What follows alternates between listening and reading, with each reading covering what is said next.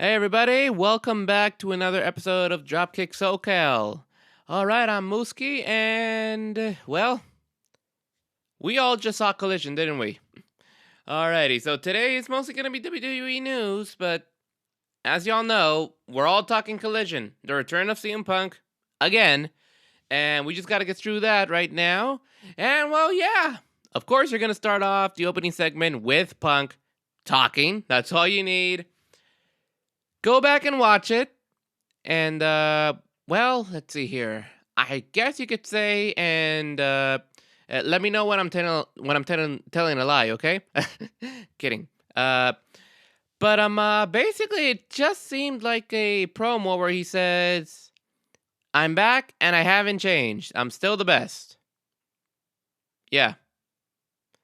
Yeah. So there's that. Okay, that's pretty much what I got off of it.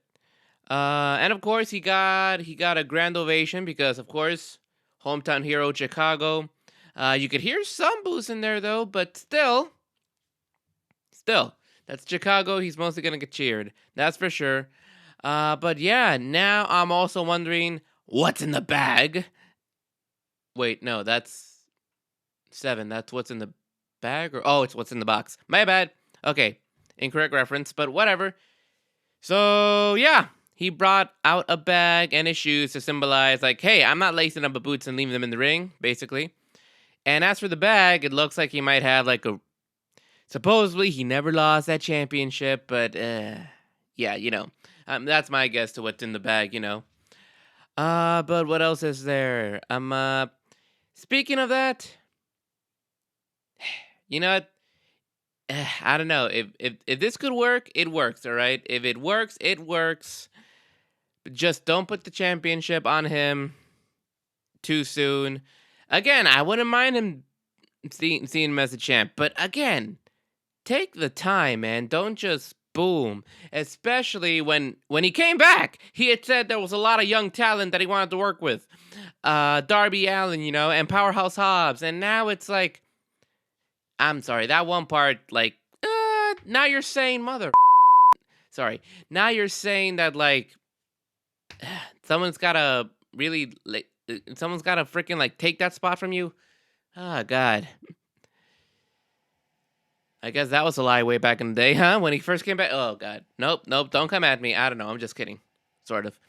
But yeah, so quite an interesting return. We'll see if it works. Regardless, though, pretty cool on my main event, as you know, 3-on-3 tag match with Samoa Joe, the Bullet Club, basically, with, what's it called again? CMFDR. It was a good, main event. Cannot deny that. Good main event.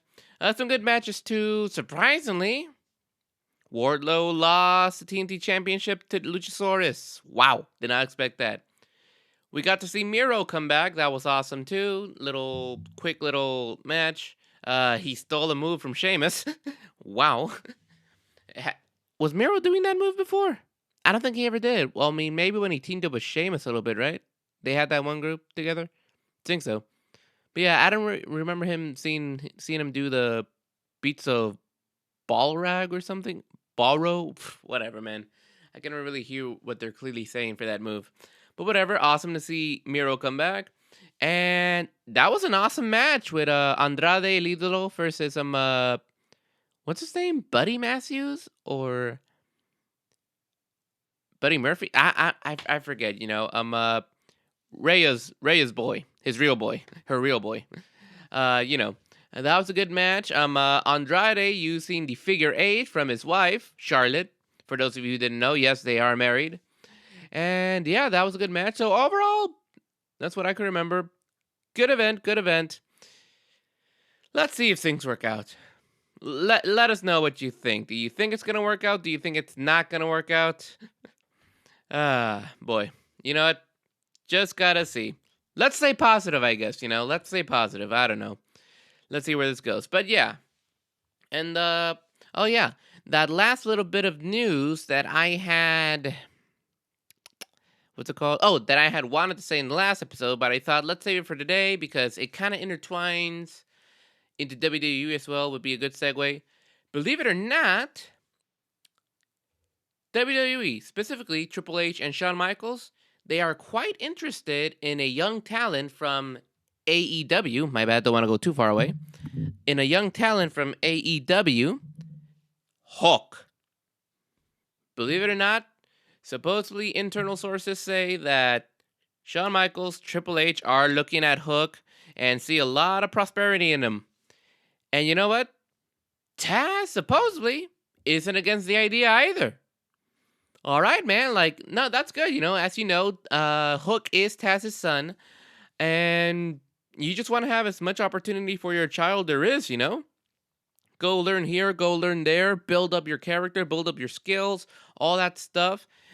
Become bigger than you are right now, maybe. I mean, that's the whole point, the whole goal eventually. And yeah, I mean, there's definitely a lot of prosperity in Hook. There's a lot of like badass potential right there, man. Like with his character and stuff, and his like style. A little bit of like what his dad was able to do, but a little bit of like he could probably do a little bit more athleticism. Like Taz was more like the big guy here to. Oh. Sorry, Baby Yoda, Grogu. I mean. Taz was always more of like the big guy who comes, like, beats you down, submits you. And Hook can do that too, but he's got a little bit more capability of, like, being a high flyer too. Okay, I'm gonna mix this in there a little bit. If Punk could have kinda, like, stayed the champion, and if Brawlout had never happened, this is from an old episode, but I'm gonna restate it here for any new viewers here. If Punk had never had Brawlout, he was still the champion, and he really wanted to put over the young talent like he had said, Hook would have been the one, in my opinion. I mean, Punk was the one who had started the whole, like, send Hook thing, and the way that would have just all come back around, I'll paint that image again. Punk, Brawlout never happened. He's still the champion. He just comes off another defense. Incredible match with, I don't know, Kenny Omega, Adam Cole, I don't know, whoever you want. And he's like, who's going to step up? Blah, blah, blah. You see the lights go down. You hear that little, like, theme music. And Action Bronson starts rapping. And then here comes Hook, just walking straight down the freaking aisle, stands face to face with Punk, and it's just like, and Punk's like, you think you're ready, kid? And then Hook just fucking grabs him and suplexes him, man. That would have been the best way to build up Hook. In my fantasy booking, if Punk had never freaking, like, done what he did, that would have been awesome. All right, but yeah. Basically, that's the little bit of news right there. And now let's go ahead and talk about full-on WWE. All right, y'all. So WWE time. And first, I gotta say, let's go do a little rundown of the main shows. Gotta say, I usually go in order, the weekly order, but we gotta start off with SmackDown because, oh my goodness. The best storyline of the modern era, hell, one of the best stories in WWE in general, has perhaps ended. The Bloodline is over. From what it seems, yes. So I'm just going to go right into it. If you guys hadn't had a chance to catch up, spoiler warning, okay? Spoiler warning. It was basically the main segment. Jay, make your choice, your brother or the Bloodline, the Usos or the Bloodline. And then, wouldn't you know it, it came down to that segment, and then Jimmy comes out of nowhere. Bro, I'm your bro, come on. And all that stuff. And what do you know? Jay chooses Jimmy by super kicking Roman freaking Reigns. And then they super kick Solo too? Damn, Sorry, I was gonna go, gotta censor myself. But wow. Is the Bloodline over? I don't know, but I mean, to me, the Bloodline, it's not, I'll say this, it's not over until, what's his name? Oh, it's not over until that title is off of Roman Reigns. So you know what? In case you also haven't heard, it's official. The Usos versus the Bloodline, Money in the Bank. Jimmy and Jay versus Solo and Roman. Woo! Bro, hell yes. But after that, I'm feeling it. I don't know about you guys, but I myself am freaking feeling it. Take the title off of Roman now. Now. Now's the chance. And you know what? If you do it at SummerSlam, Jey Uso versus Roman Reigns, and we see the 1, 2, 3 with Jey pinning Roman, beautiful. Just beautiful. I might be going off a camera, I know, but that would be the best.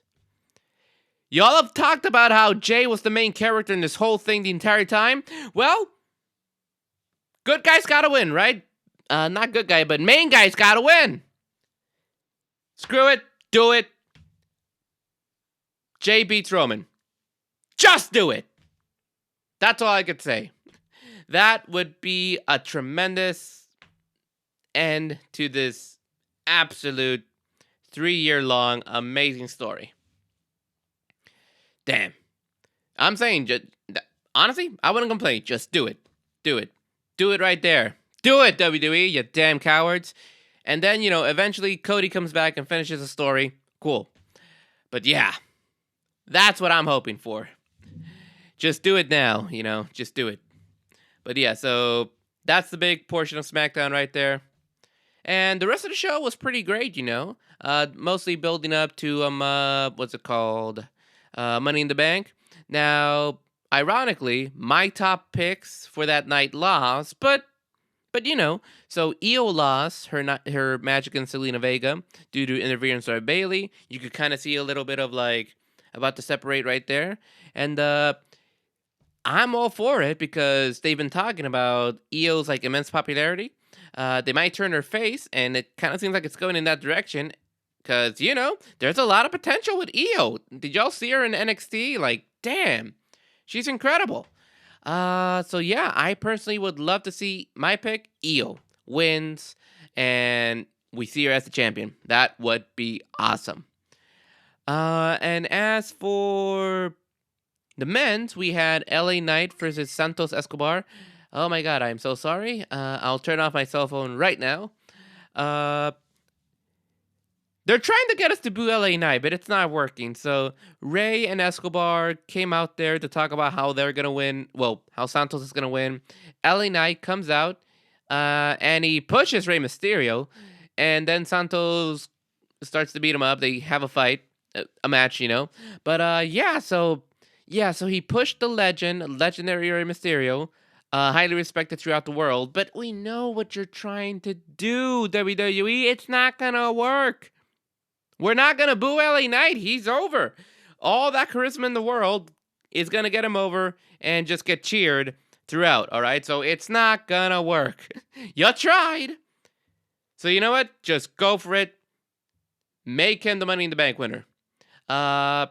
If Roman is I'm no longer champion by then, before WrestleMania 40 next year, I hope so, then have LA Knight cash in right there, right then. So, well, not at the event, but, just whenever he wants to. Or the World Heavyweight Championship as well, I wouldn't mind. Either way, either one. It's fine with me. But yeah, my picks. LA Knight and Io Sky Shirai. However you want to, whichever name you prefer. But yeah, I'm seeing them win. Hopefully. I wouldn't be too pissed if anyone else, wins it. Everyone seems deserving. They've proved they could reach that level. So, would be awesome. Alrighty. But yeah, guys, so that's just a little quick run on SmackDown. And let me just turn off my phone here, because I don't want no annoying calls or messages to be coming in. Yep. Alrighty. But now, while I do this, let's go ahead and talk about some Raw, and some NXT actually too. Let me just scooch back over. So let's go kind of backwards. So NXT was quite interesting. I managed to catch some of it. Uh, and I guess the biggest news right there is that Braun Breaker, the son and nephew of the legendary Steiner brothers, has challenged Seth Rollins to come down to NXT and defend the World Heavyweight Championship. Seth appeared via the Titantron and accepted, y'all. So yeah, this coming week we are getting the World Heavyweight Championship defended on NXT, and then the night before Raw Open Challenge. We'll talk about that, I guess. But yeah, so that should be interesting. The World Heavyweight Championship being defended on NXT. So I guess obviously there's some talk about how, like, I don't know. I guess some people would say like it's degrading or some crap because it's NXT developmental. I don't know about that, y'all. But I guess it kind of depends, like, it really depends. Like for me, like not too long ago, just a couple years when Edge won the Royal Rumble, the latest one, was it the one for like 2021? I think so. And so at that point, he went around all the brands, including NXT, and he was saying, like, I've won every championship, but I've never won that. And, that kind of gives it prestige, like gives NXT a little sense of prestige because it's a veteran who has been well accomplished. Edge, a freaking living legend, who has won everything, and he just wants to know how it's like to feel holding that NXT championship. Makes sense, like really go out and do everything. He doesn't have to, but the fact that he wants to does give it some form of like notability, I guess, like puts eyes on the freaking product. Yeah, man. So, it really does depend, on who it is that's coming back and doing all that stuff, a well-established veteran like Edge coming down gives it a lot of prestige, when he says that, like, NXT, I'm coming for you, stuff like that. So, it really depends on who it is doing it, Now, fast forward a little bit to, like, last year, Money in the Bank winner Austin Theory teased about cashing in on, what was it? Cashing in on the NXT champion. I don't know who it was during that time. I think it was Braun Breaker still? I think so. Sorry, audio. Come on. There we go. But yeah, so you see, that one doesn't really work as well. I mean, that was a whole crazy year with the Money in the Bank. But, during that time, Roman was still holding both titles, Ugh. And what else was it? So Austin Theory was contemplating, I probably would just lose. The Usos would interfere and all that stuff. So let's look at other options. But here's the thing. The reason I feel like that didn't work, didn't really give any type of like eyes on the products or even like a sense of like prestige or whatever to NXT is because Austin was in NXT just not too long ago. And he's got good potential. Like he's building his character up and everything. But he doesn't really have any accolades to his name to really like make that possible cash in on the NXT championship during that time anything noteworthy, like it wouldn't have mattered. Now that would have seemed like a downgrade because you want to be the top level and then help out these like I guess the secondary brand, the developmental brand, that kind of stuff by having some kind of like name to yourself first, So something like that doesn't really help out with the with putting eyes on the NXT product, Yeah. And this example is I'd say this is a good example of like, helping boost up NXT. Seth Rollins, one of the biggest stars of today, a lot of accolades, started off on NXT, coming back and defending the WWE Heavyweight Championship on there. and helping to, put some ice not just on NXT, but on Braun Breaker, a potential freaking huge star to come very soon. That kind of thing does help out. So yeah, I don't really think it's downgrading the World Heavyweight Championship by any means by putting it on the developmental brand, defending it on there, but rather in this situation, because it's Seth, the one who's holding it and defending it, uh, it's those two. Those two. It's that aspect itself that's helping it boost NXT. Seth Rollins, named to himself, started off on NXT, became big. Named to himself. He's got a big name on him, and decided to come back with the World Heavyweight Championship to defend it. Again, it helps NXT in this case. Just my little spiel on that whole thing.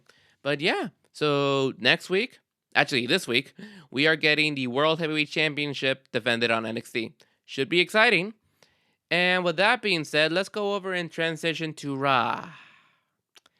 You'll see why in a bit, because I was about to do a McMahon voice. But yeah, basically, god damn it.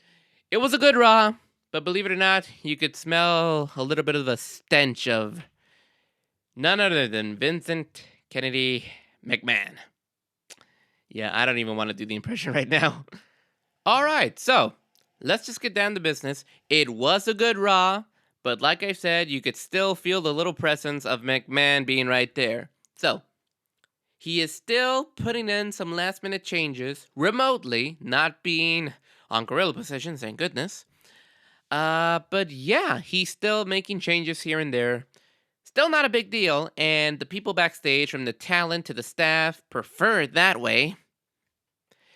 And yeah, so supposedly, even the Raw before that, he was still kind of involved in some changes. Although, personally, I didn't really feel it, to be honest.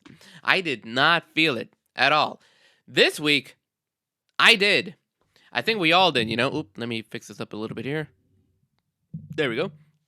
I think we all did. And really, it's all in the, those weird timing of, placing certain segments, it doesn't work. The biggest one for me was the main event. Here comes the main event. Sami Zayn and KO defending against Imperium, their tag team championships. Here come Sami Zayn, Kevin Owens come out, and then all of a sudden we cut to a segment with Seth Rollins making an open making an open challenge, and it's just, dude. Even before then, I can't remember too many other segments like that, but they were there. Little crap like that just didn't make sense, seemed out of order. And that happened a few times throughout the show. And I was feeling like, man, McMahon did this, didn't he? Didn't he? Crap. When crap doesn't make sense and seems a little bit out of order, it's McMahon. Again, not a big deal because it still managed to be a good show. But you could seriously, this time, really see McMahon's little, dirty fingerprints, here and there, But yeah, that and alongside, some of the matches were pretty damn short. Granted, still decently good matches. Not too much that I can remember. But, just cut a little bit shorter than usual, because McMahon doesn't love wrestling. I don't know. But, yeah. But yeah, just in general, that little aspect, oh well, whatever. That's done with. That's fine as long as he doesn't take control like he did after WrestleMania 39. That was just crap. But yeah. So overall, good Raw. So for me, it was finally explained. The whole thing about why the hell is Cody Rhodes not facing Dominic this week, but instead facing The Miz, is because they're going to put that for Money in the Bank. Why? Because Brock Lesnar, I guess, just doesn't want to travel. This is around the time where he decides, or it's any time he freaking decides, he doesn't want to travel and take a little break. Okay, cool. So yeah, Dom versus Cody Rhodes at Money in the Bank. Whatever. It's something you could have done on Raw. We know why they're doing it, because we can't have Brock, so let's just do this. But still, obviously Cody's gonna win that, and if he doesn't, I don't mind Dom actually beating Cody either, because really build up his heel character. He's still getting booed, but honestly, not as loud as some previous events ago. Like damn, the biggest one is still when he was in Texas, man. Like he really couldn't talk for crap, man. So yeah, y'all gotta get back to that level. And if you do that by having Dom pin Cody, I wouldn't complain about that. As a matter of fact, if it wasn't for LA Knight being in there, I would have said put that Money in the Bank on Dom. No, I'm serious. Whew. Yeah. But yeah, so yeah, that was a good little setup there. They had a good match, Miz and Cody. And yeah. And as for the main event, Sami Zayn versus... No, Sami Zayn and Kevin versus Imperium. Week before, Matt Riddle, I guess, storyline-wise, injures I forget, Vinci or something? The baldy guy. Sorry, Simon Miller. But yeah, what did Kevin say? He called... Okay, I kind of remember the names. Kaiser, the guy who's always saying Ring General, he called him Big Ears. He called Vinci Baldy, and he called... No. He called Walter, Gunther, Big Ears. He called Vinci Baldy, and he called Kaiser Slenderman. You gotta love Kevin Owens, man. Yeah. But yeah, so sorry, little off sidetrack there. Yeah. Matt Riddle, storyline wise, injured. Vinci, leg busted. So they decided what's his name? Walter and Kaiser to face them for the tag team championships. That was the main event. Pretty good. Prior to that, we also had a qualifying match with Riddle versus Priest. Good match. And Imperium came out afterwards and beat the crap out of Riddle, which ties into this. Because during the match, I gotta say, this was worrying me. Because, again, we started feeling McMahon's freaking fingerprints all over. They were small changes, but what if he decided to freaking abuse his power and decide to freaking, no, make this change? Take Vinci out. I don't want to see him this year. I can't do the McMahon voice right now. I'm sorry. But it's not that good anyways. But it was like, I was worried. What if it's like, damn, he supposedly didn't want to bring Vinci in because he was shorter than the other guys. Of course it's Vince. So it's like, yeah, he's not here. I don't like Kevin Owens. I don't like Sami Zayn. So take the freaking championships off of them. Oh God, I was worried. I was legitimately worried that was gonna happen. Again, I want to see Imperium become the tag champions, but not with Walter. That wouldn't make sense. Vinci and Kaiser have to be the tag team champions, and then Walter / Gunther have to be the IC. Has to be the IC champ. That's what I want to see. Not this way. So yeah, I was really worried that Vince was gonna do something stupid here, but luckily he didn't. They retained. Matt Riddle came out and started fighting with Walter outside the ring. So I guess we're gonna have Riddle versus Gunther at Money in the Bank. That'd be awesome. That'd be pretty hard hitting too. You got Gunther, the stiffest worker in WWE right now, versus Matt Riddle, former MMA fighter. Come on, of course, that's gonna be good. And yeah, so yeah, KO, Sammy, retain. But here's the funny thing about it. Sammy won with the Blue Thunderbomb. Wow. For once. I don't know. Has he ever won before with that? I don't know, but it's not often he does. But yeah, pretty damn cool. Pretty awesome. But yeah, guys, just a quick little rundown on Raw. Pretty good, but Vince got his dirty little perverted hands in there this week. But oh well. It's still a good show. As long as he keeps it to that minimum, we're good. We are good. Oh, sorry. Some technical stuff here.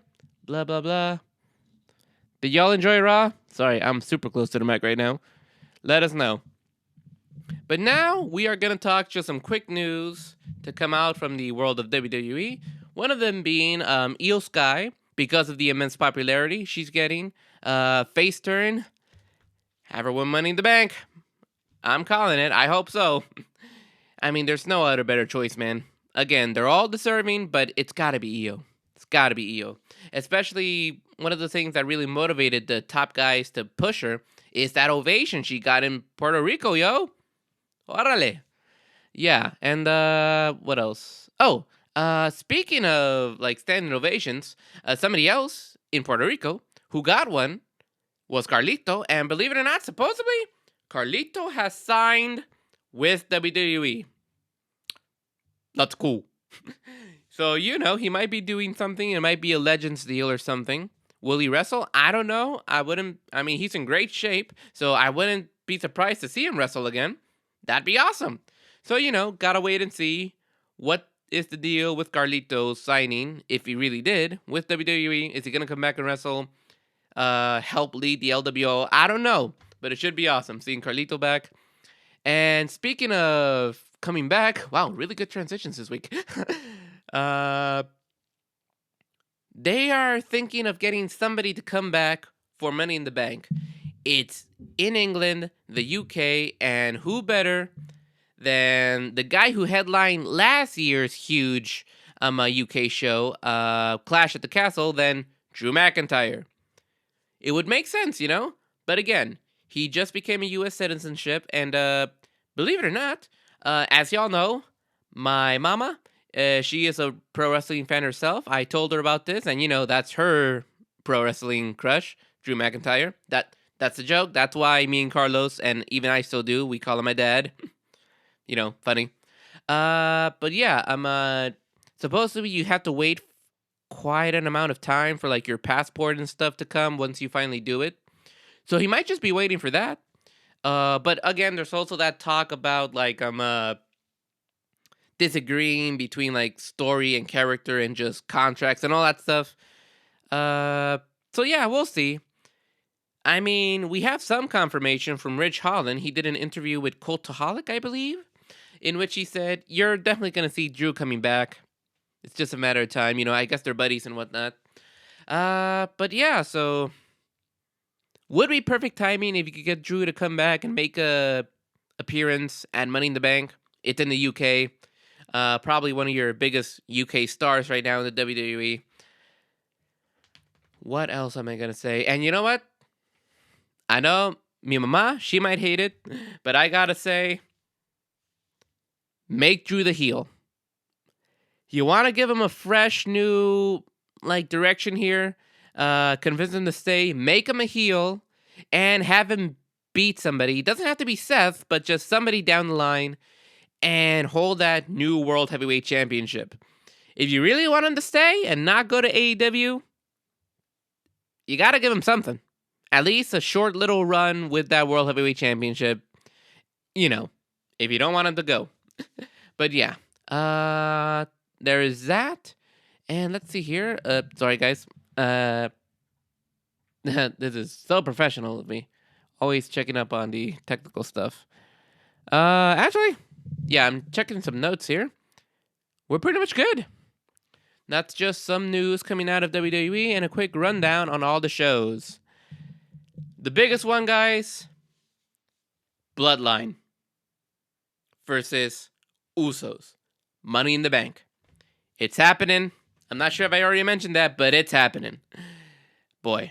And you know what? After that, just do it, you cowards. Take the belt off of Roman and screw it, put it on Jay. He doesn't have to hold it too long. Maybe give him a short little run. But yeah, that would be perfect. Oh, and speaking of belts, I said that by accident. We'll end on a little rant here. Why the hell did Roman still have those two other belts, the black and the blue one? The point of the new belt was to mix those two together, so now that one belt has the same value as those two. Why is he still carrying them? Why? It's like taking two sodas, mixing them together, you know, a little mixture of like, I don't know, Coca-Cola and Dr. Pepper, I don't know, into one glass, and you still carry around those two freaking cans, man. Like, that's a stupid analogy there, but that's what I'm saying. Sorry, I don't want to rant. Point is, get rid of those two freaking belts, please. Seriously. I'm sorry, okay? It's just dumb. I mean, imagine if you don't see Asuka or freaking Rhea carrying around the old woman's belts, do you? God dang it. Whatever. Little rant over, but yeah, it's about time. The Bloodline's over. Take that championship off of Roman now. Do it. But yeah, guys, so we are done for today. And as always, let us know what you thought about this week in wrestling. Share down in the comments below. Follow on all the socials, you know, Instagram, TikTok, you know, all that stuff. We're also on Spotify. Sorry, guys. I had to get used to a little bit of this for our Spotify, Apple listeners. It was hard trying to rearrange all this stuff since I'm doing it solo now. So, yeah. Sorry, I've been off of that for a bit. I'll get back on it. Sorry. But yeah, keep following us. And of course, even more importantly, drop kick that subscribe button down there to keep up to date with everything we have here. And until then, guys, we will see you in the next episode. As always, take care and peace, y'all. Laters.